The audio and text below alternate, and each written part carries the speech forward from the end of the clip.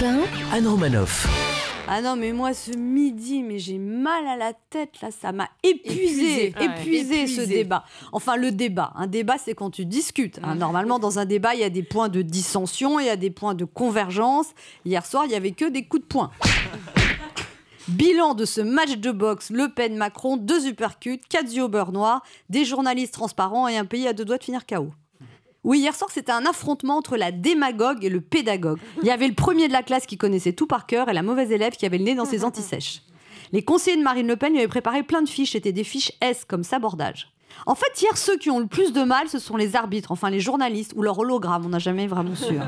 Hier soir, les 2 journalistes avaient le même regard que des parents au bout du rouleau dans l'émission Super Nanny.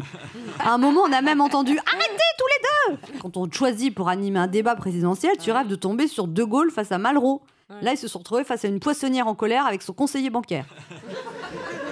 En tout cas, depuis hier soir, grâce au débat, on connaît le programme de Marine Le Pen, dire du mal d'Emmanuel Macron en étant agressive et en souriant. C'est vrai que Marine Le Pen, en économie, c'est la ligue d'improvisation. Alors, je vous explique, on va sortir de l'euro pour avoir l'écu en revenant au franc, mais on garde l'euro pour les entreprises. J'ai rien compris. À un moment, j'ai cru qu'elle avait proposé de revenir au louis d'or.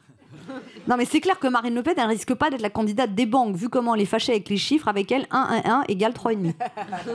Quant à Emmanuel Macron, on aurait dit un jeune cadre, content de lui, qui faisait une présentation PowerPoint avec une tête d'ampoule de premier de la classe.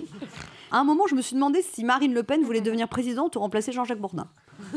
Il paraît que le débat avait pour ambition de convaincre les abstentionnistes de voter. Vu le niveau lamentable de ce pugilat de 2h30, j'ai bien peur que les abstentionnistes soient convaincus. Ils vont partir en week-end de 3 jours.